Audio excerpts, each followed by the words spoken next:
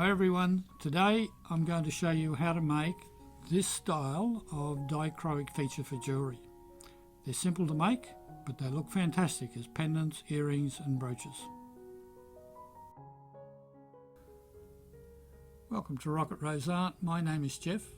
Today in this video I'm going to show you how to make some dichroic features for jewellery. Method I use is strip construction. The end result makes very nice features that can be used in pendants, even earrings if you make them small enough, and brooches. As usual, I will cover everything from selecting your glass, cutting it, laying it up and fusing it in the kiln. I'll include the firing schedule, and at the very end I'll show you the finished pieces.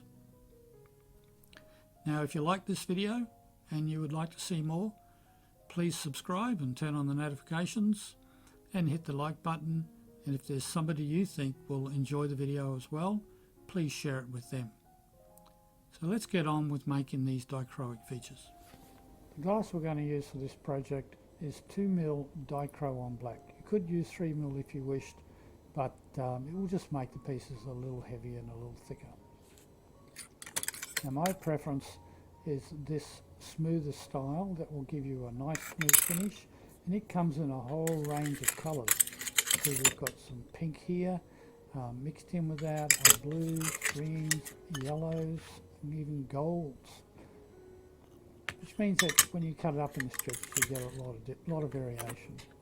You can use this textured dichro, but it tends to be a bit more singular in the colour, but it's worth trying.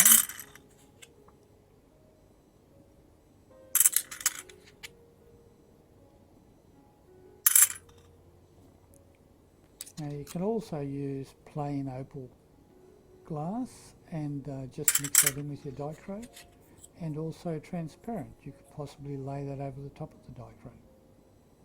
Today I'll be using just the smoother glass, and I like the effect that gives.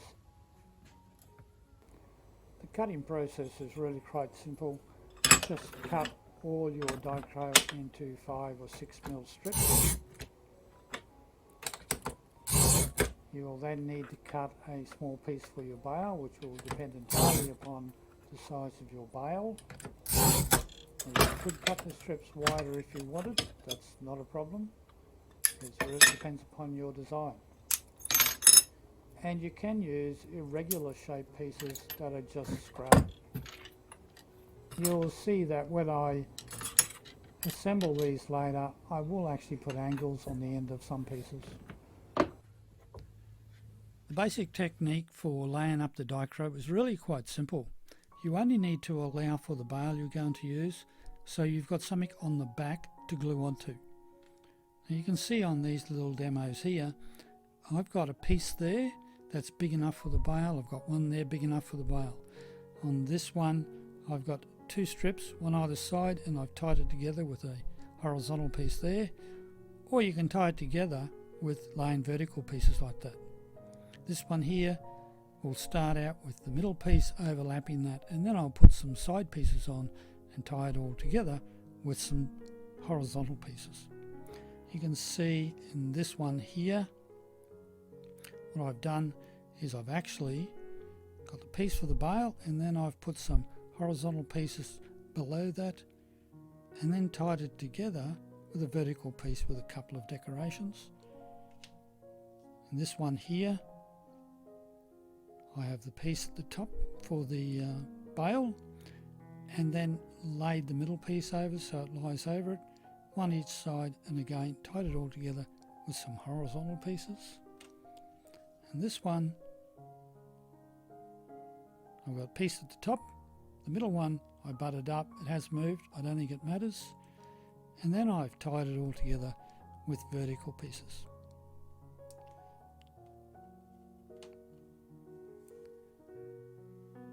So you can see the basic principle is not that hard. It's really up to you, and I'm sure you can come up with other ideas. It is a little fiddly to assemble, and I suggest you use glue, give it time to dry, and then put it into the kiln.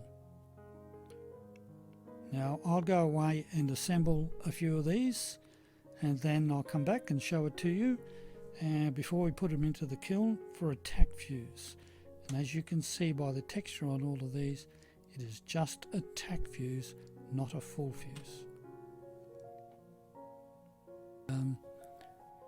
It's so hard to video dichro because of the reflection, and you just don't get an appreciation for the colours. So these are the features that I've assembled. I've used the same basic technique for the whole three. You can see there's a piece at the top of each one for the bail to attach to. This one is made up of a couple of horizontal pieces, a couple of vertical ones are tied together. This one is primarily vertical pieces. This one here, a couple of vertical pieces laid up on the side with horizontal ones are tied together. Now you could do all sorts of things here.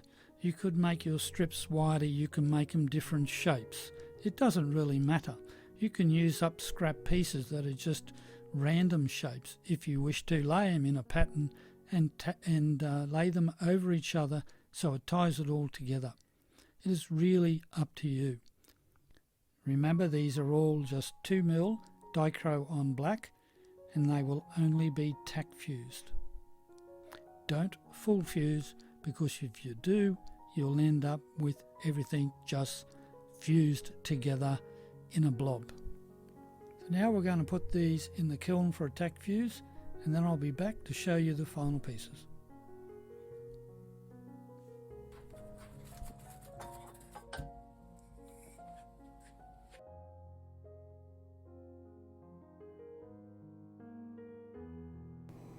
These are the finished features on their bales as pendants. Of course, you could make smaller ones of these and use them as earrings, or use the larger ones for brooches or even statement rings.